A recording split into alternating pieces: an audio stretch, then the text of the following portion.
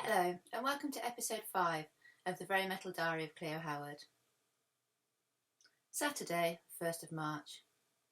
The Green Man was ace tonight. T-Reg, Shot, Bob, Lex and Mopey Dick were all out. Everyone wished me happy birthday. Ian bought me a Malibu and Diet Coke. Because we were in the pub, I had to pretend it was my 19th birthday. T-Reg gave me a kiss on the cheek, and Shot said she'd make me a mixtape if I wanted. I said yes please. I'd also have said yes please to another kiss from Reg. Mopey Dick said birthdays just bring you 1 year closer to death, and then he moaned because you can't buy absinthe in the pub and he had to make do with snakebite and black. Jenny sat next to Lex almost all evening and was asking him about where he's going to go to university. The trouble with fancying someone in the sixth form is that they'll be leaving after A-levels. Me and Ian walked Jenny home, and then Ian walked me home, and we hugged goodnight at the hedge that we always hug goodnight at.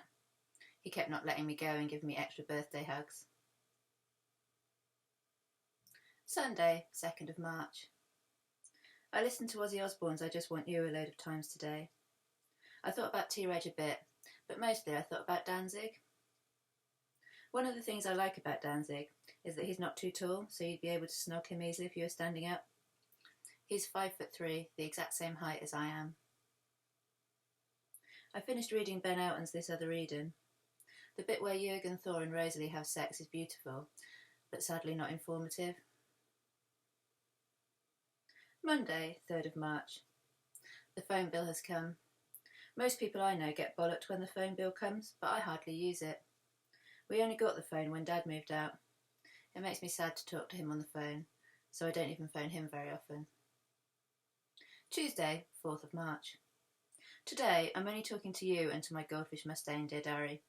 It's the only way to get any sense in this house. Mum has just asked me when I'm going to grow out of wearing black t-shirts and start wearing nice clothes. She's offered to take me shopping.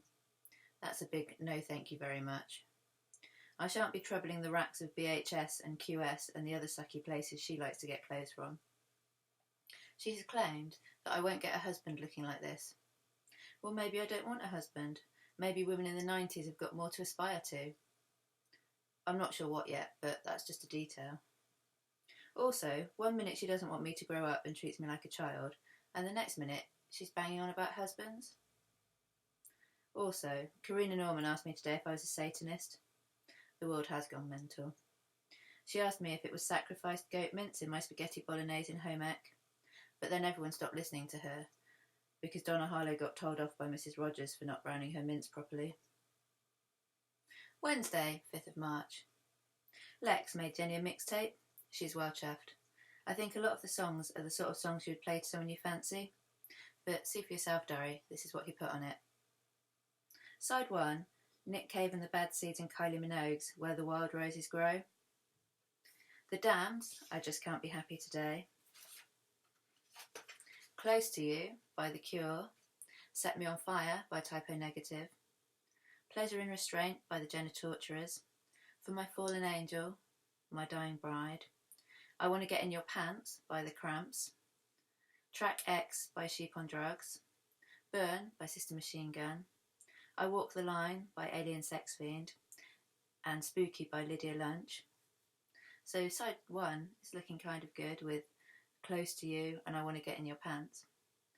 Side 2 has Marilyn Manson's Beautiful People, Love Will Tear Us Apart by Joy Division. Jenny and I have got a theory here. This song is maybe about when he's going to go to university.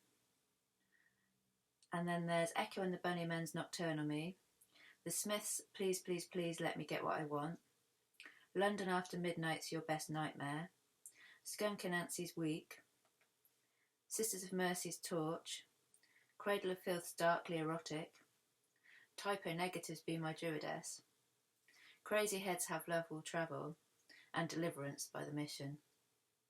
We thought maybe Have Love Will Travel could also be about if he has to go to university. I think if Jenny wanted to, she could definitely snog Lex.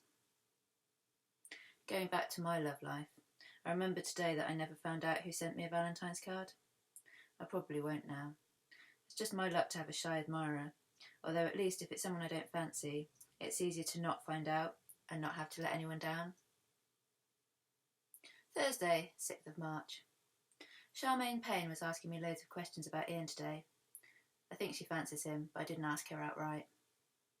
Speaking impartially, dear diary, Ian is above average looking, but I couldn't fancy him because I know him too well. Some of the girls in our year are put off by his long hair, but some of them think it makes him more exciting.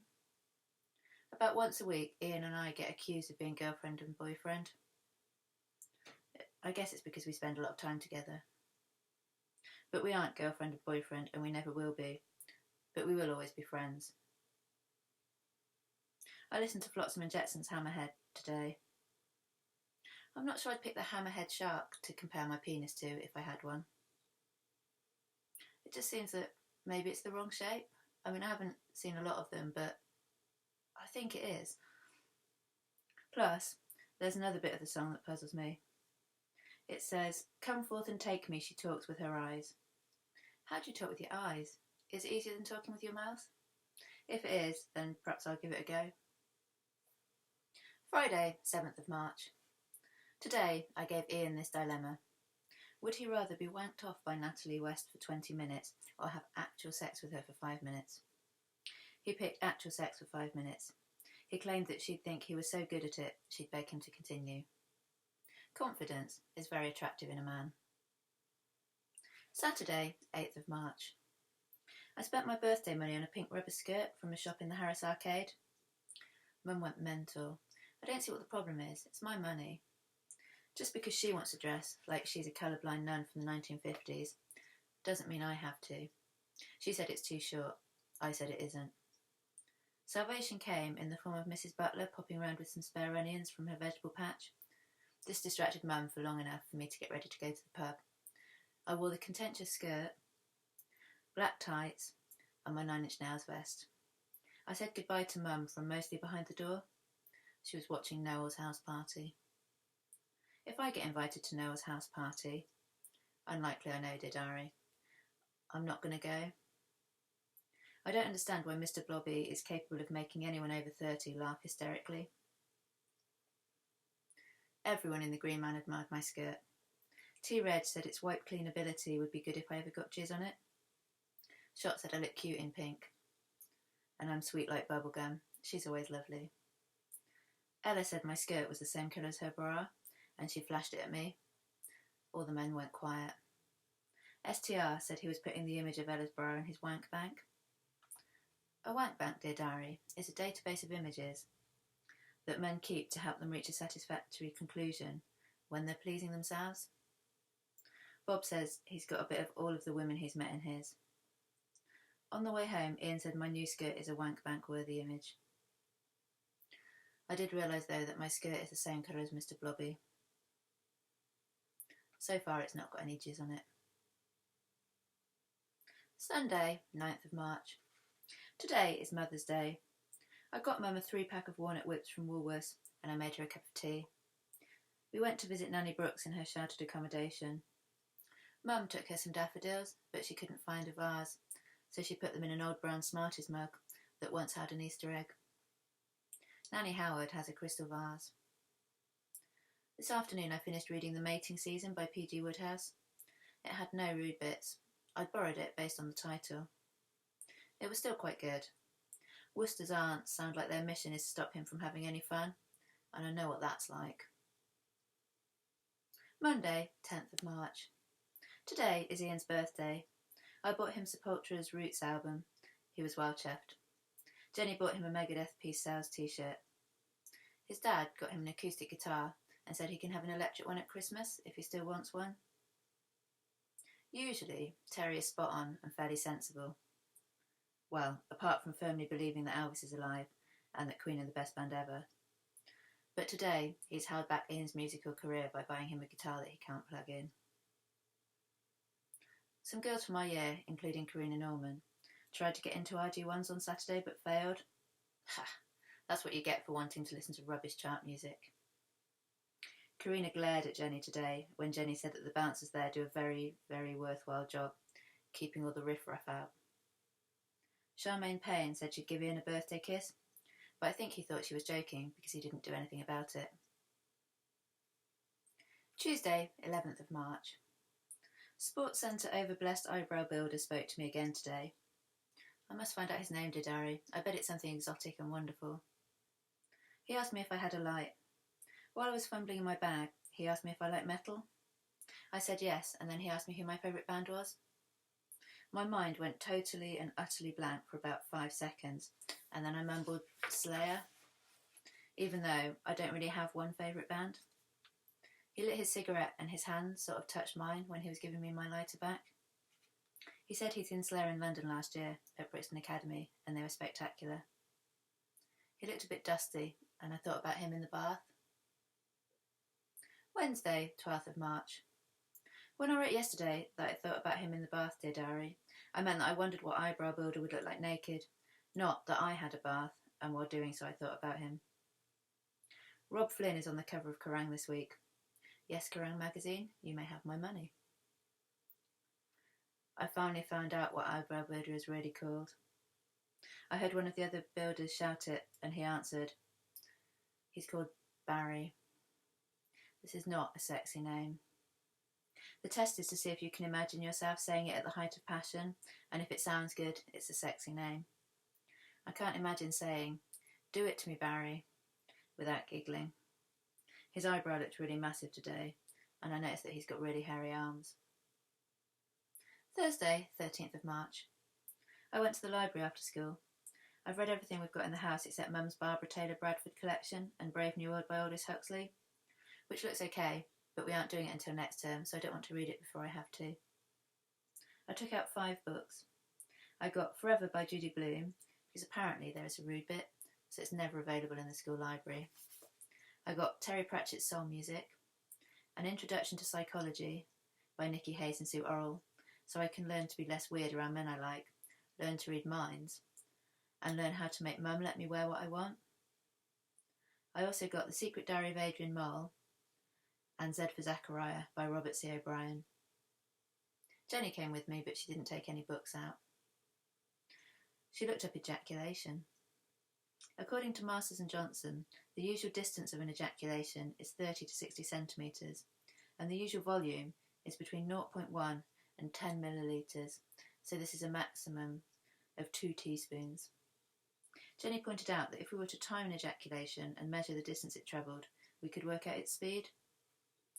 I pointed out that we're very unlikely to be asked to do this, unless we get a really, really pervy supply teacher in physics. Friday, 14th of March. I had a mega brilliant day today. Ian and I had a bounty for breakfast. I wonder if Alice Cooper likes the milk chocolate one or the dark chocolate one best. I like the milk chocolate one. At break time, we were all hanging around behind the maths block as usual, and T-Reg pinged my bra strap. I pretended I was annoyed, but actually I'm well chuffed because A, I have a bra to ping.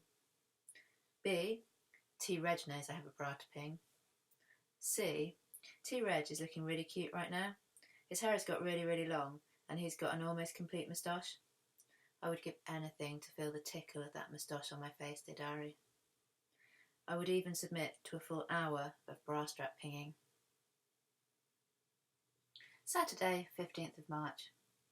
Last night I dreamt that Barry was a wolf and he was going to huff and puff and blow my pants down.